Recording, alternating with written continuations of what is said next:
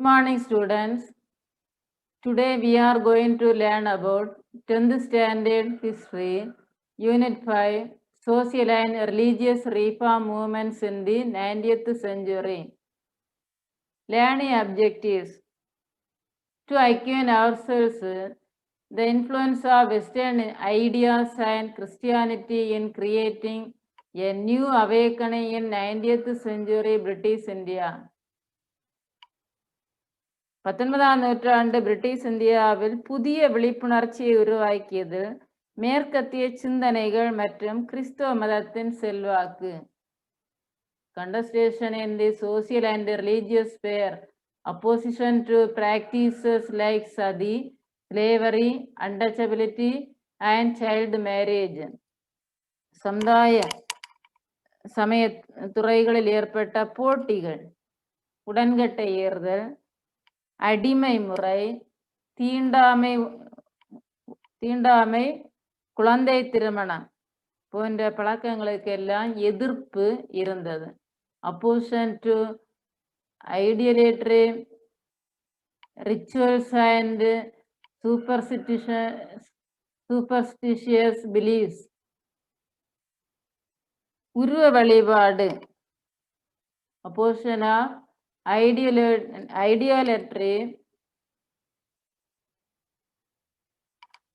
Rituals, சமய சடங்குகள், and superstitious belief, மூட நம்பிக்கைகள் ஆகியவற்றுக்கும் சமுதாயத்தில் எதிர்ப்பு இருந்தது.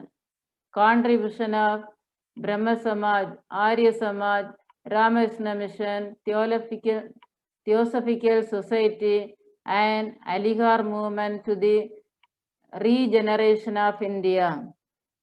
இந்தியா புத்துயிர் பெற்றது பிரம்ம சமாஜம், ஆரிய சமாஜம், ராமகிருஷ்ண மிஷன், பிரம்ம ஞான சபை, அலிகார் இயக்கம் ஆகியவற்றுடைய பங்களிப்பு பற்றியும் இந்த பாடப்பகுதியின் மூலம் தெரிந்து கொள்ளலாம். Role played by prominent personalities in bringing about this awakening amongst Parsis and Sikhs. விழிப்புணர்வு ஏற்படுத்தியதில் முக்கிய ஆளுமைகளின் பங்கு, குறிப்பாக பார்சிகள், சீக்கியர்கள் போன்றவருடைய பங்களிப்பு. Social movement of Jyotiba Phule and reform movements in Kerala and Tamil Nadu. Jyotiba பூலேயின் சமூக இயக்கம், கேரளா மற்றும் தமிழ்நாட்டில் தோன்றிய சீர்திருத்த இயக்கங்கள் பற்றியும் இந்த பாடப்பகுதியின் மூலம் நமக்கு தெரிந்து கொள்ள முடியும். Introduction: English education introduced with the object of producing clerks also produced a new English educated middle class. This class came under the influence of Western ideas and thoughts.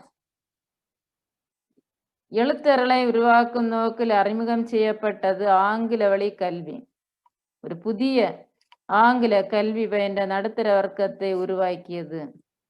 இந்த வர்க்கம் சிந்தனைகளின் தாக்கங்களுக்கு மக்களை உட்படுத்தியது. Christianity also had its effect on the newly emerging middle class. Though small in number, the educated middle class began to take a lead in political as well as in reform movements.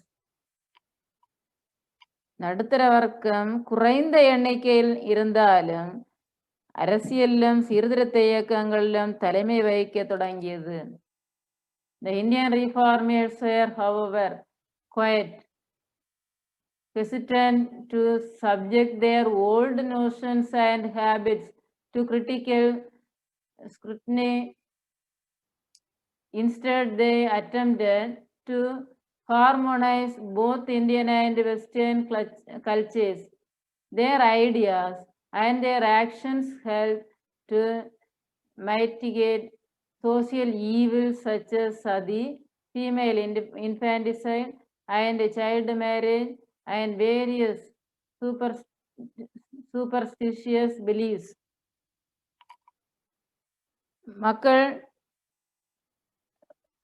மக்களுடைய கருத்துக்களும் செயல்பாடுகளும். இதில் பண்டைய காலத்தில் மக்களிடையே சில சமுதாய மூட நம்பிக்கைகள் இருந்தது. குறிப்பாக முதலாக உடன்கட்டை ஏறுதல். கணவன் இறந்தால் மனைவி அதே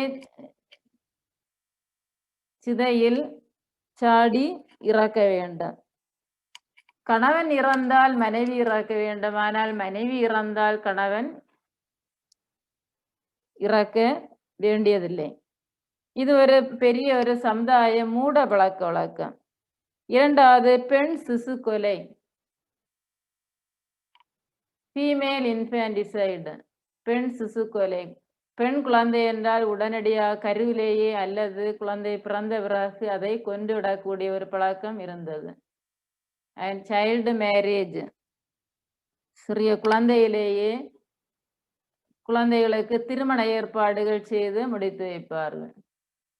அந்த குழந்தை சிறிய வயதில் இறந்தால், ஆண் குழந்தை இறந்தால் அந்த குழந்தை விதவையாகவே இருக்க வேண்டிய ஒரு கட்டாய சூழ்நிலையில் இருந்தது. இந்த மூட பழக்க வழக்கங்கள் சமுதாயத்தில் பல்வேறு தீமைகளை உருவாக்கியது. The reform movements of 19th century in their realm of religion fall under two broad categories. 19ஆம் நூற்றாண்டில் சமய சீர்திருத்த இயக்கங்களை இரண்டாக வகைப்படுத்தலாம். Reformist movements like the Brahma Samaj, the Prarthana Samaj and the Aligarh movement, and the revivalist movements such as the Arya Samaj, the Ramakrishna Mission and the Deoband movement. பிரம்ம சமாஜம், பிரார்த்தனை சமாஜம், அலிகார் இயக்கம் போன்ற சீர்திருத்த இயக்கங்கள் ஒரு வகை. இரண்டாவது வகை Arya Samaj, Ramakrishna Mission, Deoband mission movement, இவையெல்லாம் இனி ஒரு வகையாக இருந்தது. There were also attempts to challenge the oppressive social structure by Jyotiba Phule in Pune, Narayana Guru and Ayyangali in Kerala, and Ramalinga Adigal and Ayodhidasar of Tamil Nadu. இவைகளை தவிர ஒடுக்குமுறை பாங்குடைய சமூக கட்டமைப்பை எதிர்க்கும் முயற்சிகளும் மேற்கொள்ளப்பட்டது. இதில் சில முக்கியமான தலைவர்கள் பங்காற்றினார்கள். அவர்களில் முக்கியமானவர்கள் புனேயில் ஜோதிபா பூலே, கேரளாவில் நாராயணகுரு, ஐயங்காளி, தமிழகத்தில் ராமலிங்க அடிகள், அயோத்திதாசர் ஆகியோர் முக்கியமான தலைவர்களாக இருந்தார்கள். ஏர்லி ரீஃபார்ம் மூவ்மெண்ட்ஸ் இன் பெங்கால், வங்காளத்தின் தொடக்க கால சீர்திருத்த இயக்கங்கள். Rajaram Mohanraj and Brahma Samaj. Rajaram Mohanraj in 1772 to 1833 was one of the earlier reformers influenced by the Western ideas to initiate reforms. He was a great scholar, well-versed in Sanskrit, Arabic, Persian and English apart from his knowledge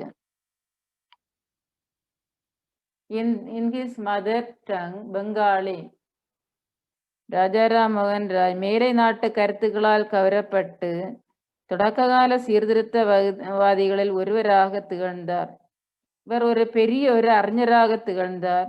தாய்மொழி இவருக்கு Bengali. Ram Mohan Rai was opposed to meaningless religious ceremonies and all forms of pernicious social customs. இவர் புலமை வங்காள மொழியில் புலமை பெற்றிருந்ததோடு ஏராளமான பிற மொழிகளிலேயும் புலமை பெற்று திகழ்ந்தார். இவர் பொருளற்ற சமய சடங்குகளையும் கேடுகளை விளைவிக்கும் சமூக மரபுகளையும் இவர் எதிர்த்தார். Yet he wanted to preserve continuity with the past. In his religious, philosophical, social outlook, he was deeply influenced by monotheism and anti-idolatry. Based on his interpretation of the Upanishads, he argued that all the ancient texts of the Hindus preached monotheism or worship of one god. இவர் ஒரே கடவுள் கோட்பாடு, உருவ வழிபாடு எதிர்ப்பு போன்ற கருத்துக்களின் தாக்கங்களை பெற்றிருந்தார். ஒரு கடவுள் கோட்பாட்டை அல்லது ஒரே கடவுளை வணங்குவதை இவர் உபதேசிப்பதாக இவர் கூறுகின்றார். Deeply concerned with the prevailing customs of sati, child marriage and polygamy, he published tracts against them and petitioned the government to legislate against them. He advocated the rights of widows to remarry. He wanted polygamy to end. He appealed to reason and humanity and compassion of the people. His campaign played a key role in forcing the Governor General William Bending's legislation abolishing sati in 1829. சமூகத்தில் நிலை வந்த பெரிய ஒரு சமூக சீர்கேடு சதி என்ற உடன்கட்டை ஏறுதல் வழக்கம். இரண்டாவது சைல்டு மேரேஜ், குழந்தை திருமணம். மூன்றாவது போலிகாமி, பலதாரமணம். இந்த மூன்று சமுதாயத்தில் காணப்பட்ட சீர்கேடுகளாக இருந்தது. இவற்றுக்கு எதிராக சட்டங்கள் இயற்றும்படி ஆங்கில அரசாங்கத்திற்கு இவர் விண்ணப்பித்தார். இவர் 1829 தலைமை ஆளுநராக இருந்தவர் வில்லியம் பெண்டிங் பிரபு. இந்த சதி என்னும் உடன்கட்டை ஏறுதல் வழக்கத்தை சமுதாயத்திலிருந்து முழுமையாக ஒழித்த கவர்னர் ஜெனரல் வில்லியம் பெண்டிங்ஸ். இதற்கு உறுதுணை புரிந்தவர் ராஜாராம் மோகன் ராய். ராஜாராம் மோகன் Rai condemned the subjugation of women and opposed the prevailing ideas that women were inferior to men. He strongly advocated education for women. He gave his full support for the introduction of English language and Western sciences in schools and colleges. பெண் அடிமைத்தனத்தை கண்டனம் செய்தார். ஆண்கள் பெண்களை கீழானவர்களாக நடத்தக்கூடிய ஒரு முறை இருந்தது. இதனை எதிர்த்தார். பெண்களுக்கு கல்வி வழங்கப்பட வேண்டும். பள்ளிகளிலும் கல்லூரிகளிலும் ஆங்கில கல்வியும் மேலை நாட்டு அறிவியலும் அறிமுகம் செய்ய வேண்டும் என்று முழுமையாக இவர் ஆதரித்தார். ராஜா ராம் மோகன் Rai founded the Brahma Samaj on 20th August 1828. He opened a temple in Calcutta where there was no image. There he laid down that no religion should be reviled or slightly or condemnedly spoken of or alluded to. The Samaj forbade ideal worship and condemned meaningless religious rites and ceremonies.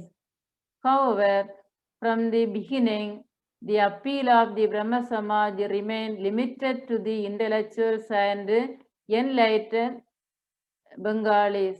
Though the Samaj failed to attract the people from the lower sections of society, its impact on the culture of modern Bengal and its middle class was quite significant.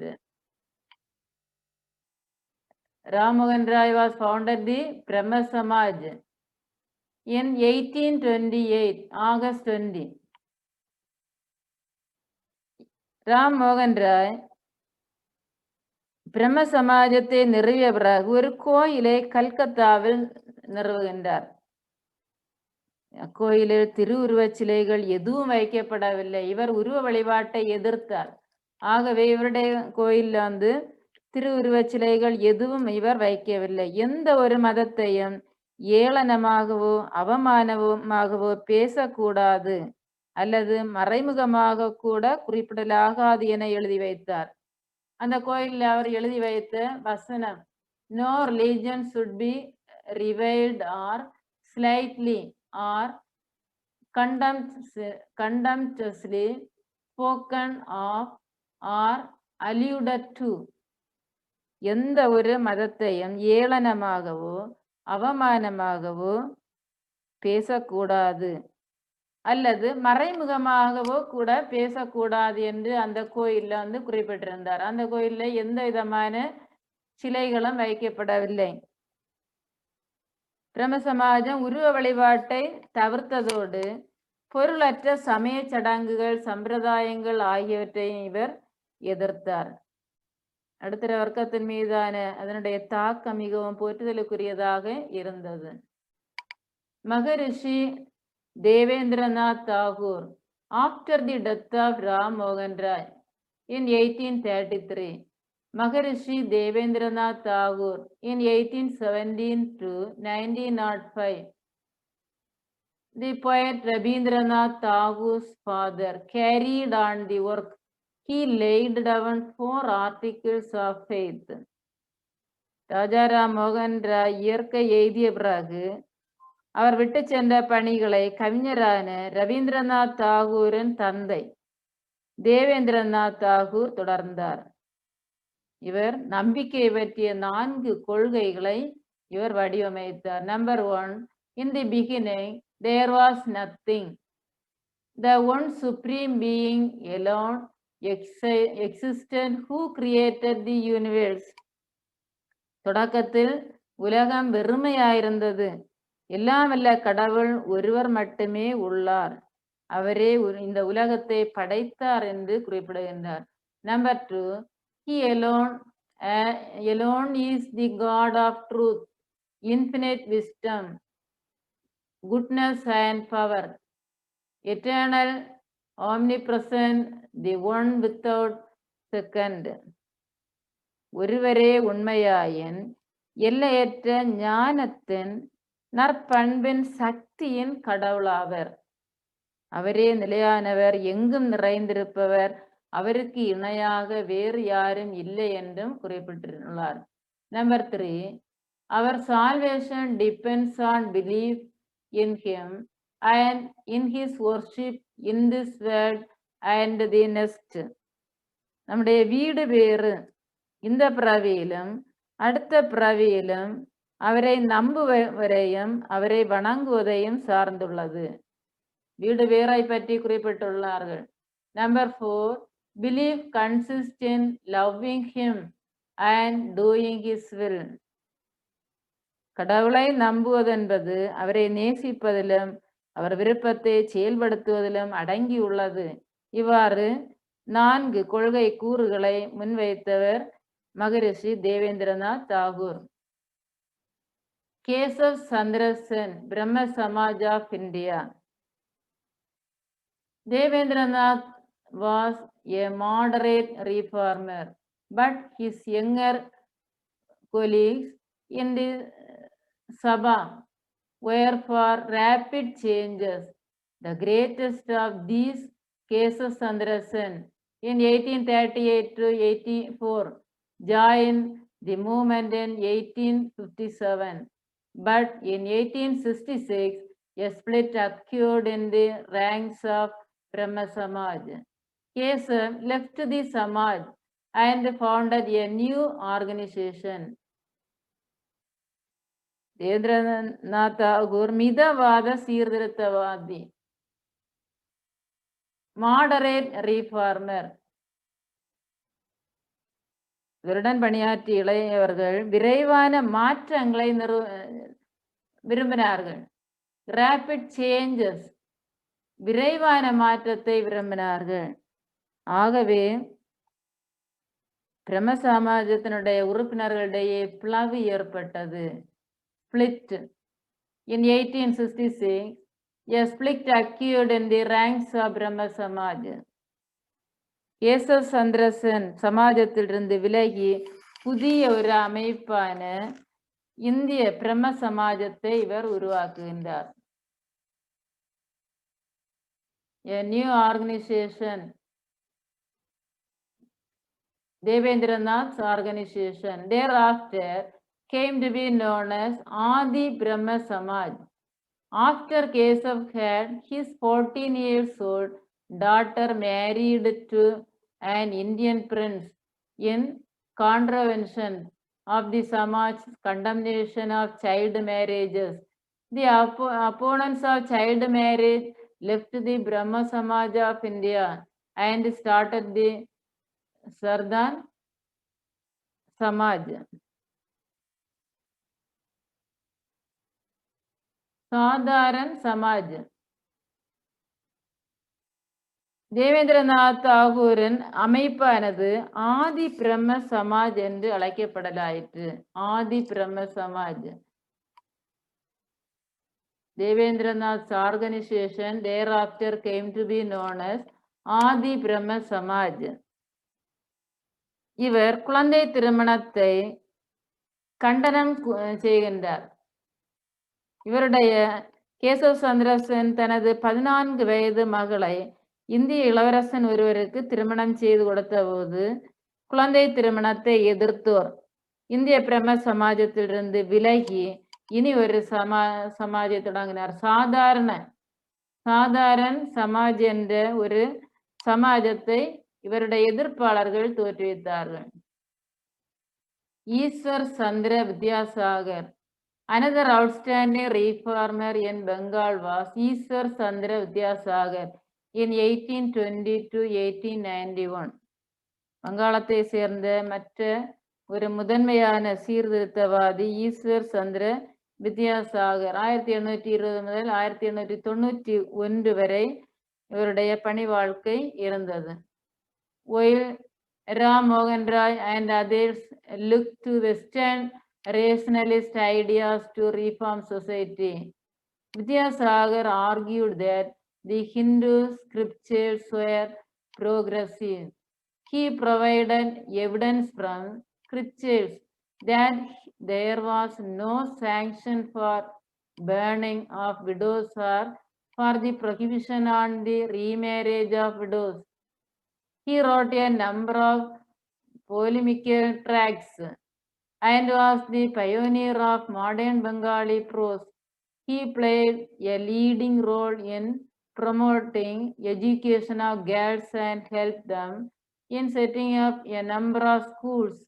He dedicated his whole life for the betterment of the child widows of the Hindu society. The movement led by Vidyasagar resulted in the Widows Remarriage Reform Act of 1856. This act was intended to improve the lot of child widows and save them from perpetual widowhood. ஈஸ்வர சந்திர வித்யாசாகர் மேலை நாட்டு பகுத்தறிவு சிந்தனைவாதி. இவர் இந்து மறைநூல்களே முற்போக்கானவை என்று வாதிடுகின்றார். இவர் விதவைகளை எரிப்பதும் விதவை மறுமணத்தை தடை செய்வதும் இவர் ஏற்றுக்கொள்ளவில்லை. இவர் தனது கருத்துக்களுக்கு ஆதரவான வாதங்களை கொண்ட சில நூல்களை வெளியிட்டார். இந்து சமூகத்தில் குழந்தை பருவத்திலேயே விதவைகளான சிறுமிகளின் வாழ்வை மேம்படுத்துவதற்காகவே தனது முழு வாழ்வையும் ஒப்படைக்கின்றார். இவருடைய இயக்கத்தின் விளைவாய் 1856 மறுமண சீர்திருத்த சட்டம். முக்கியமான 1 mark question. Remarriage Reform Act of 1856. In which year Reform Act was passed? Questionல கேட்பாங்க. Remarriage Reform Act was passed in 1856. This act was intended to improve the lot of child widows and save them from perpetual widowhood. இச்சட்டமானது விதவைகளை காப்பாற்றுவதை நோக்கமாக கொண்டிருந்தது. It was also to the credit of Vidyasagar that the first age of consent was included in the Indian Penal Code, which was enacted in 1860. The age for marriage was fixed as 10 years. It was raised to 12 and 13 years in 1891 and 1925 respectively. Sadly, as reported in the Age of Consent Committee 1929, the law remained on paper and the knowledge of it was confined to judges, lawyers, and a few educated men. 1860 முதன்முறையாக திருமண வயது சட்டத்தை கொண்டு வந்தார்கள்.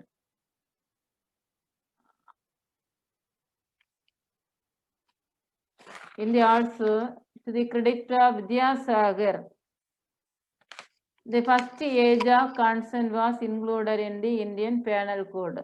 1860 இந்த திருமண வயது சட்டத்தை கொண்டு வந்தவர் வித்யாசாகரையே சாரும். முதலில் அது 12ஆக இருந்தது. 12 வயது. Fixed as 12 and 13 years in 1891 and 1925 respectively. பின்னர் அது 13ஆக உயர்த்தப்பட்டது. ஆனால் கவலைக்குரிய விதத்தில் திருமண வயது ஒப்புதல் கமிட்டி கூறியபடி இந்த சட்டமானது வெறும் காகிதத்தில் மட்டுமே எழுதியிருந்தார்கள். ஆனால் அதனை பற்றிய அறிவு சில நீதிபதிகளும் வழக்கறிஞர்களும் படித்தவர்களுக்கு மட்டுமே புரிந்தது. ஆனால் சாதாரண பாமர மக்களுக்கு தெரியாமல் இருந்தது. Prarthana Samaj. The Maharashtra region was another region where reform activities gained steam. A movement similar to the Brahma Samaj but founded in Bombay in 1867 was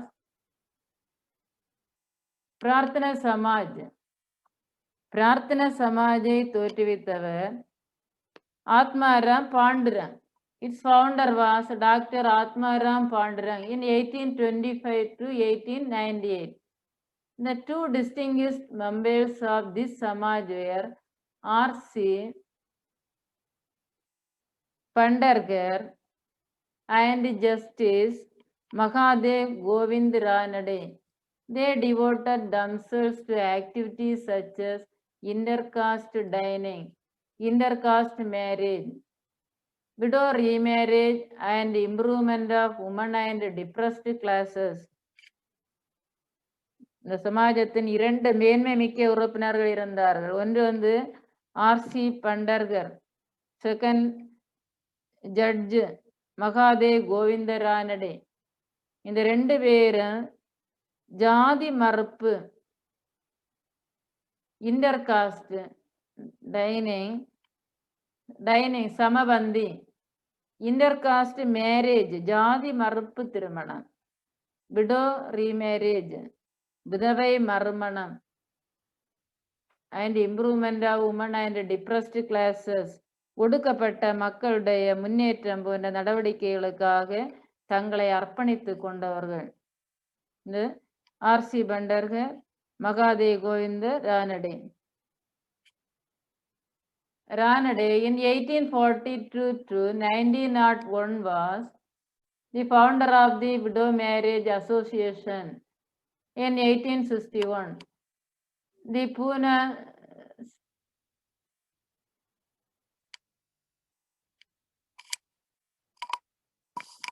Sarvajanik Sabha in 1870 and the Deccan Education Society in 1884. Mahadev Ranade விதவை மர்மண சங்கம், புனே சர்வஜனிக் சபா, தக்கான கல்விக் கழகம் போன்றவற்றை அமைத்தார்கள். In this picture, Dr. Atmaram Pandurang, M.G. Ranade.